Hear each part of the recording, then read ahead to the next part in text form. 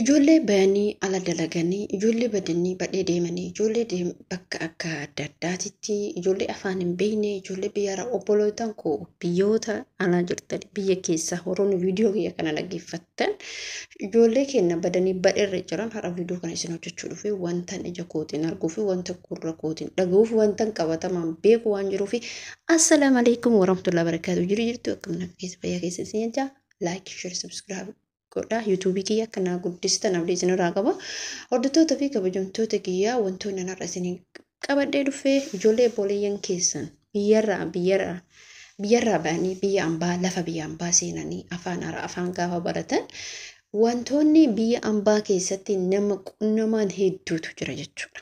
Hedduutu jira innis maal hojjettanii lafa kanarratti wanti sin qunnamne gonkumaa hin jiru. Ijoollee keessan biyyarraa baatee biyya ambaa gisee deemtu namoonni mana namaa deemanii dalagan hedduutu jira. Ijoollee keenya ijoollee afaan yeroo xiqqootiin baratanii salphaadha. Garuu mootu ijoollee kana yaasanii gara mallaqaatti jijjiiraa jiran. Please ijoollee keessan obboloota keessan biyya arabaa deeman akka mana namaatti banne akka mana seenteen banne. Kun maal yoo sitti fakkaate? Kuni isuma jiru. Inni jirumaa inni yookaan jettan ta'e hadda ana sindurallee ijoolleen ofii kooti baatee erga baatee seenoftetu jira jechuudha. Ammallee akka carraa taanee ijoollee wayii bakkuma taphaatti walitti dhufna. Lafa bishaanitti walitti dhufna. Bakka garagaraatti walitti dhufna. Kuni maaliif obboloota keessan hin gorfanne? Waan isin himutu deema.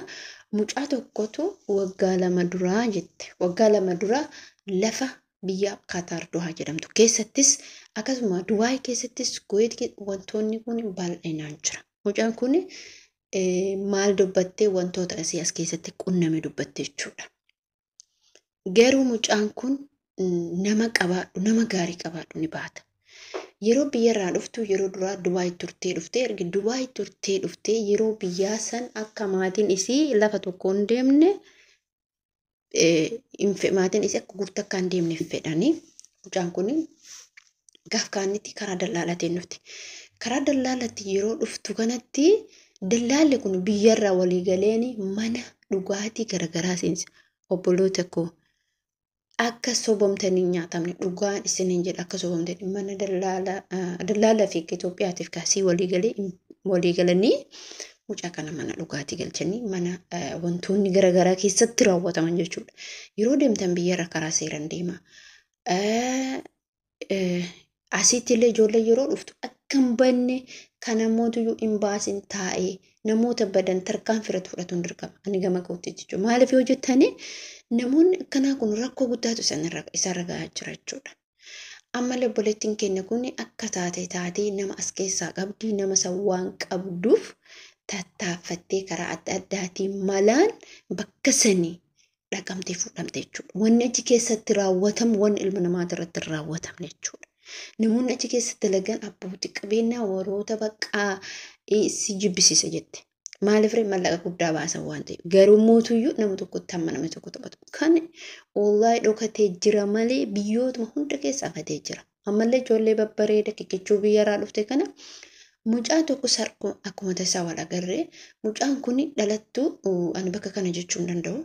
Dhalattu jimmaa na fakkaata. Eewwa akkasnaan jettee gooddeenyaan isii jechuun isiin dhuftee reefuu ji'a 5ffaadha. Hiriyyaan tiyyaa tana dura achi jirtu ana fidanii ergasii isiin hin baddee. Gaafa baddee jettu mootuyyuu bakki isiin seente bakka hamaadha jette mucaan kun. Bakka isiin seentee bakka hamaadha.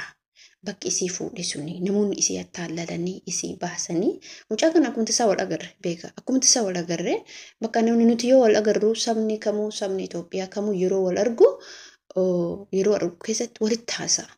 Abbaa fedhe yoo ta'e yeroo wal argutti walitti haasa'a wal dubbisa jechuudha.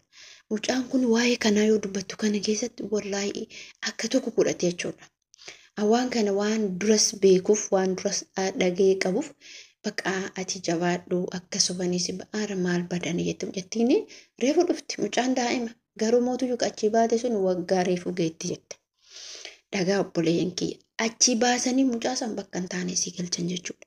Garuu isin immoo amma achi ba'uuf immoo rakkoo hamaa keessa jirti. Ani mucattillee namittiin fillafiitii walteetti nuti bishaan keessa dhaabannee bishaan keessatti walitti haasofna akkuma tasaa walitti dhufnee akkana waliin jenne walitti dhufnee wal arganne. Obboloota keessan biyyarraa baaftanii akka dogongoranii mana namaatii baasanii akka mootuyyuu kammaan argite dhugaa isiniin jedha. Lafa baareen jedhamtu keessatti bakka biyyoonni hundumtuu wantoota kana dhokatanii maallaqa guddaatti ilma namaa gurgurattaa jiran. Tarii yookiin immoo kalee nama baasuu danda'u hin beekamu jechuudha. Ilma namaa kun wanni inni deemuun obboloota keessan kan biyyaa ba'an rabbii jedhaatii akka erguu takkan sochoone goosisa. Akka mana dalagaatiin baane goosisa. Gorsa tarii amma mucattiin kunillee yookiin mallaqaan sobamuu dandeetti yookiin immoo mucattiin immoo sirri bareedduudha dhugaa dubbachuuf isiin kun garuu yeroo waan sanii san dubbattu baay'ee baqqaa miira keessa galtee dubbatti haala mucaasuun keessa jirtu haala hamaadha. Kanaaf jechuudha akkasuma immoo yeroo ammaa kana wanna deemaa jiru kana argaa jirtan jechuudha. Wantoota akkanaa kanarraa bilisa ta'a. Dalagadhaa dhugaan isin jedhu mee maaltu isinirraa hidhate? Maaluma mana namaa kan bakka hunduu bar dalaga jirti. Anoo fi kootii mucaan hiriyaa kootiitii baddee jirti jechuudha. Baddee jirti erga baddee immoo gaabbitee jirti jechuudha. Ana akka mataa kootiitti dhugaa dubbachuuf jajuu otoo hin taane yeroo mallaqas ta'e yeroo waan barbaadota bala buusee dubbadha. Maaliif afaan keetii yoo dubbattee waan kana naa godha yeroo mallaqa ta'e naa dabala yeroo uffata ta'e naa bita yoo kana miti jettee immoo uffatallee wanti sirraa hir'isu takka jirtu. Ati uffata takka lama waggaa takka lama hin dheedha. Hagasuma jechuudha. Wanti si baasee qilleensa sinasiisee kan beeyne ka fayyaa hin qabne wanna kana dalaguun immoo akka haraama ta'e hin dagatina jechuudha. Waan kana guddaan qajjete sitti seenu suni akka inni sitti dadhabatu hin beektu jechuudha.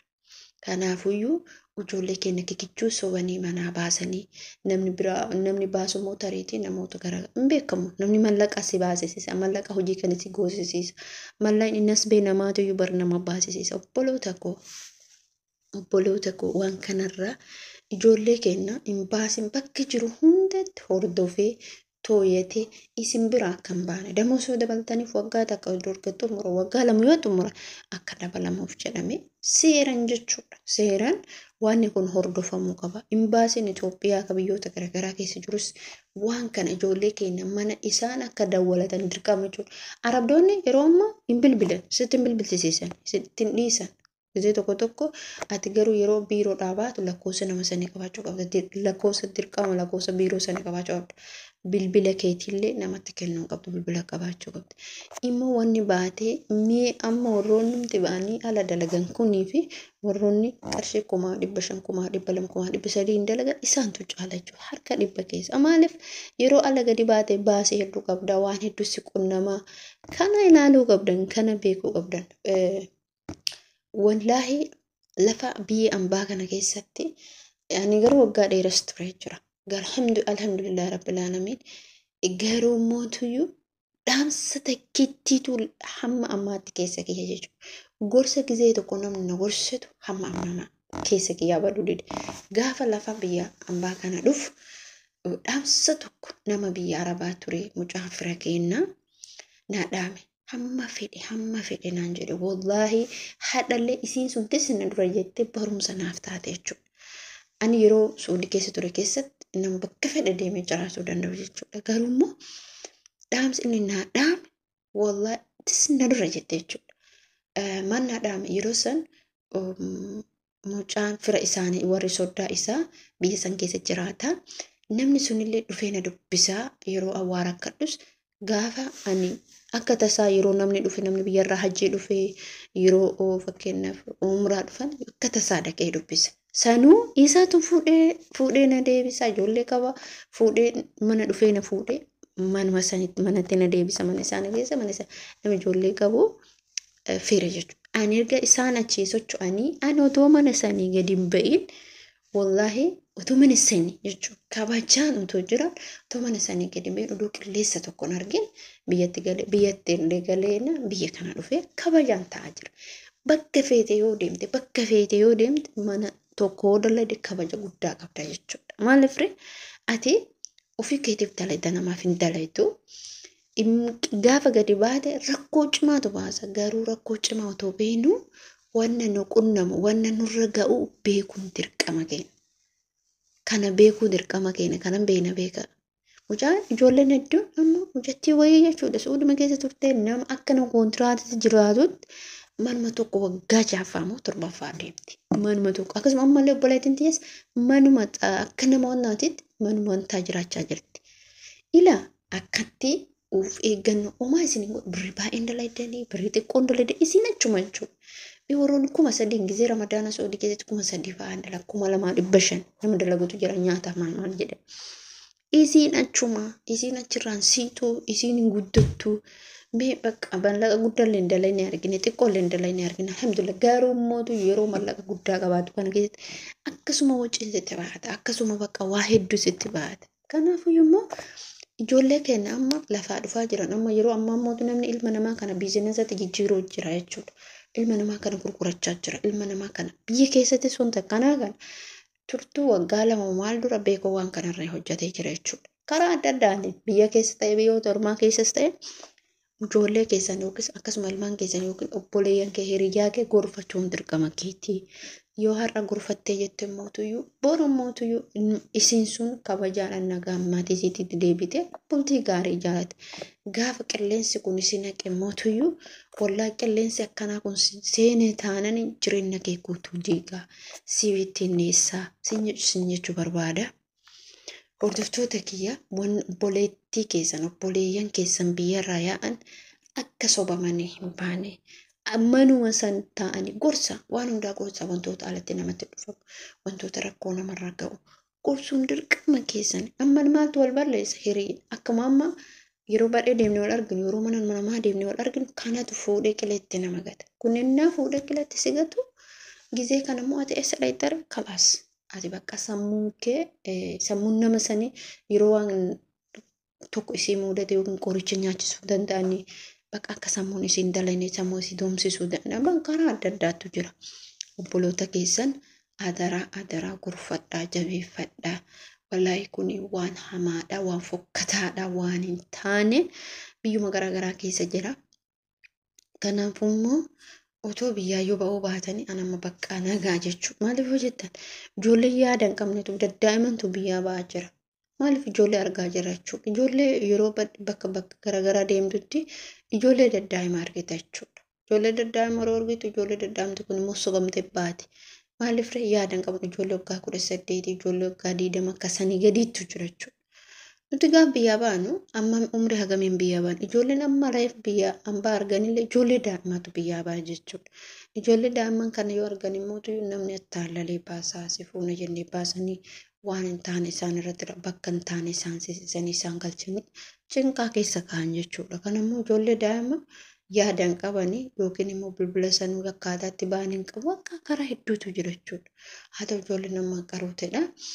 Inni isintu obboloota keessan gorfatuu qabaa isiniin jechuu barbaada.